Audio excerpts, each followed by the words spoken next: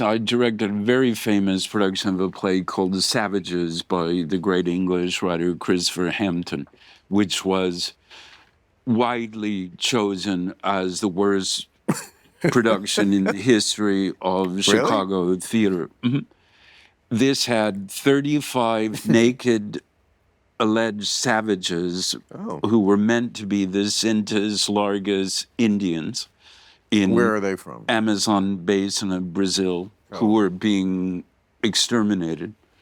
The play started on press night. I had said to two of the savages, people playing savages, but these are kids from the North Shore of Chicago, whatever, Right. suburbs, Okay. in seats quite low in the theater. So you either had a vagina, Wow. a butthole, or a set of balls directly in your face. Wow.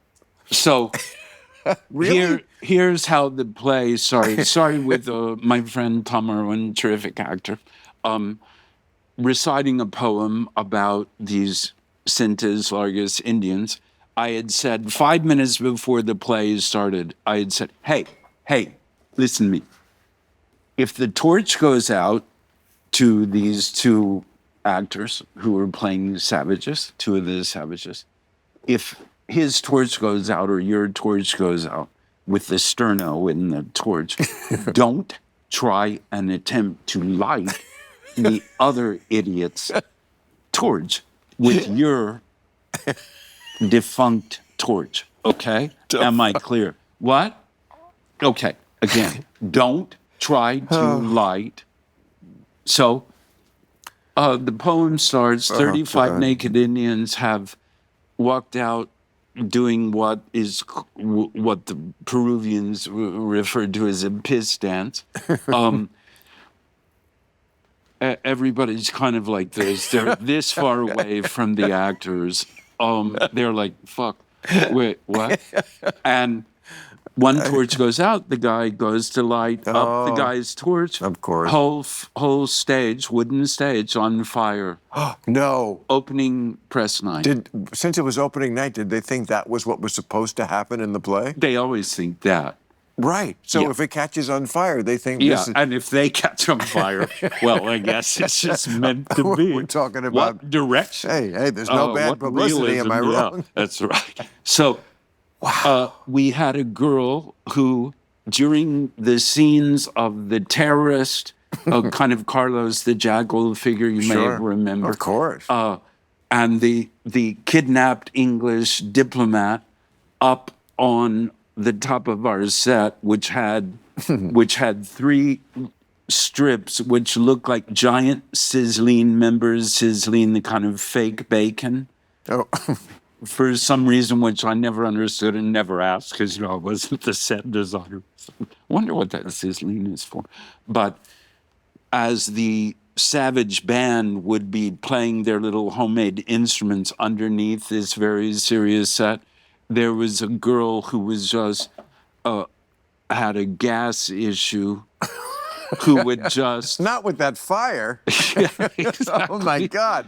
Talking about a recipe for disaster. But he was talking about the audience. The furthest person is like where that sofa is. So there's olfactory, there's smell, and on a certain level, isn't there taste? Right. I mean, and you had people who were supposedly have never heard English spoken, and have never even heard Portuguese spoken, let alone English. And the guy is supposed to be the chief of the tribe, and then during the ritual, he gets handed the bowl of fruit, and what does he say? Usually he just puts it in his mouth and chews. He says nothing. He goes, berries. Okay? So it's like... You mean he ad-libbed that? Yeah, it's an ad-lib. And you kind of go, okay. And it was just, my friend Bob Foles, a terrific director from a different theater in Chicago, he came to it a couple weeks into the run, and I asked him to come and say, listen, would you mind coming? It's not good at all, but I'm hoping maybe you'll be able to say something that I can do, blah, blah, blah. And Bob's very tall. He's like 6'4". At the end of the play, he kind of stood up stretched his legs, and I was still sitting down, and he kind of bent over me, and I said, well, Bob, what do you think I should do? And he goes, close it. And that's Wait, exactly. can I ask this question? What did you or the people who put on this play? What point were you think you were making that was enhanced by the balls and the pussy and the asshole and this They were and this just- other shit? What point did you think you were making? They You were- must have thought you were making a point because when No. we're young, we want to make a point. No, I don't think it was about that point. They were just meant to represent these naked savages. Okay, but what is the play about? What is it? It gotta is be about the extermination of this tribe of Indians as told through the eyes of this British diplomat. And just saying that's bad. yeah, Okay.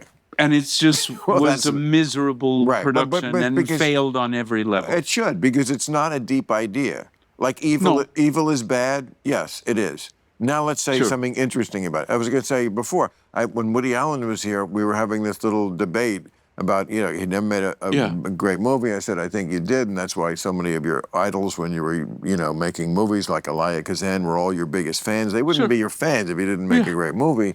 He said, I never had a lofty thought. I said, lofty thoughts. First of all, there's only one. And then, I know you're a Eugene O'Neill fan. He once said, and this is what I was saying to Woody Allen, the only lofty thought to me is that, in Eugene O'Neill's words, a life with illusions is unpardonable, and a life without illusions is unbearable. Oh, yeah. I feel like Unlivable. everything is a variation on saying that in an entertaining Yeah. way. Yeah, I would Really? agree. Really? I would agree. Yeah. Well, and there's also Damn. I was there's hoping it also was a wrong. question. No, I think you're right.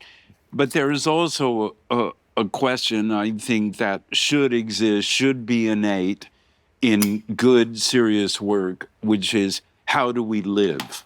That question, not in a pretentious way. Very how much do so. we live? Right. And does this tell me anything? And in that case, probably the play, at least my production of it, didn't tell me anything. And I think really affecting things and effective things make you reflect on how to live. There's such a cognitive dissonance in this age because of what is going on in Washington and what is going on in the country, which, is so different than anything. If you're a young person, you just don't have that experience that we have, that we remember normal. So we can't quite communicate to you how abnormal things really are, and yet our lives go on the same way. Totally fine. So it's almost like we're in a glass-bottom boat. We're looking at the sharks, but we're in the glass-bottom boat. We're not in the water. No. Now, we might be in the water because Well, of the of course, anything could happen, but But you know what I mean about? I totally agree.